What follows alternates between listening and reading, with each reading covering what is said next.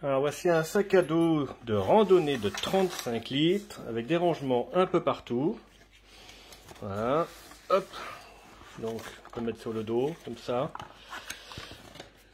Bien rembourré ici. Il est vraiment confortable. Voilà, vous le voyez ici.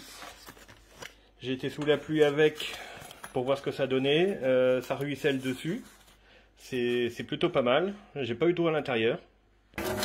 Pour vous donner une idée, voilà. Hop.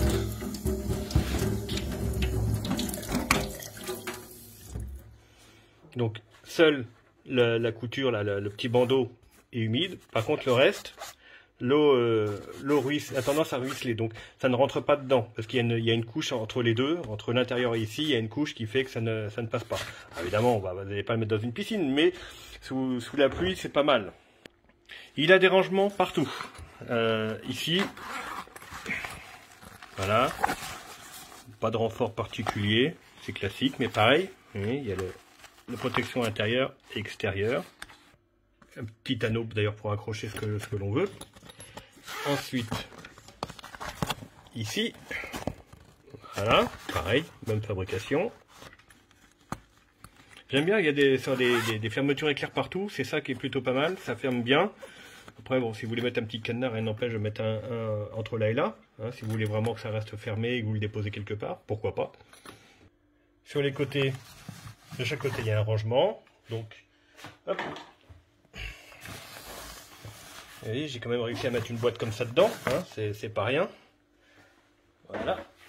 Et reste debout. Ah oui, alors ça, par contre, il a tendance éventuellement à se renverser parce que le dessous, il est souple. Voilà, parce que j'en viens à ça.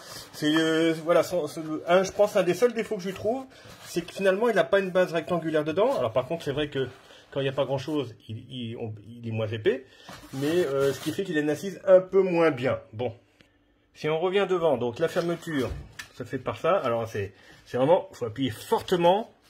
Voilà, et d'ailleurs quand on le ferme, on entend vraiment bien s'enclencher. Voilà. C'est pas du chiquet, hein. Donc c'est réglable en longueur et ça tient très très bien. Hop. Je vais oublier, il y a aussi une petite sangle ici, élastique, voilà. Maintenant on va l'ouvrir. Donc encore pareil, des fermetures éclairs. L'avantage c'est qu'il y en a deux, donc on peut les placer là où on veut et on peut placer un cadenas aussi là et entre ces deux là, pareil. Donc si j'ouvre la première. On y met vraiment pas mal de choses. Je peux vous dire que là, les documents, c'est lourd. Voilà. J'ai pas hésité. Hein, c'est vraiment bien épais, bien lourd. Ça rentre sans problème. Vous voyez, il y a de la place hein, devant. Et le deuxième. Voilà. Donc, j'en ai remis un autre. Et l'emplacement du PC. 15 pouces par exemple. Au niveau des protections du PC, bah, c'est celle qu'il y a dans le dos, donc il est assez bien protégé, mais on ne le sent pas plus que ça. Là, c'est légèrement rembourré. Alors ici, par contre, on ne peut pas mettre des documents très épais, de par la fermeture éclair qu'il y a là, parce que ça rabat comme ça.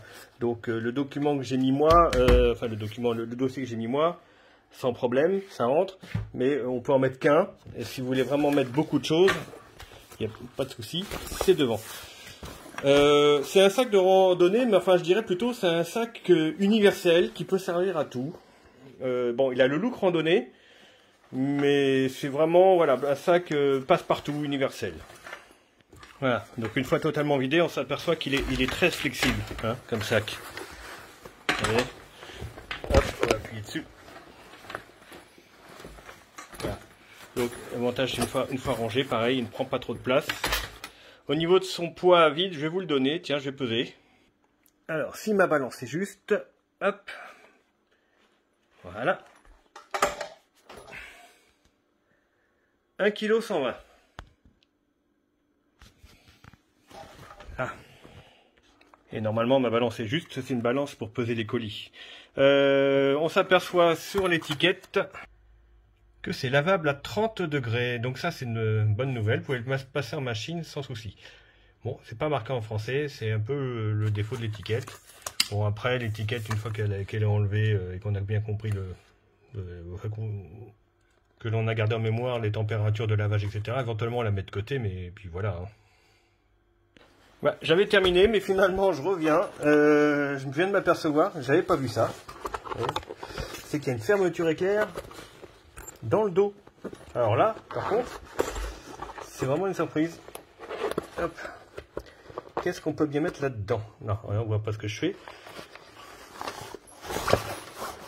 Ah, bah, pour mettre vos papiers, par exemple. Ah ouais, on va essayer de regarder comme ça.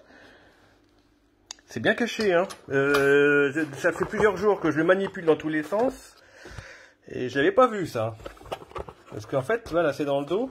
Il faut vraiment le deviner. Très très bonne idée pour mettre vos papiers. Les cacher, par exemple, ou autre. Alors, est-ce que... Voilà, donc le haut... Oui, le haut, il est fermé. Donc, c'est uniquement le bas. Et on va... Voilà, jusqu'en bas du sac. Donc, poche cachée, poche secrète. Très très bien. Ici.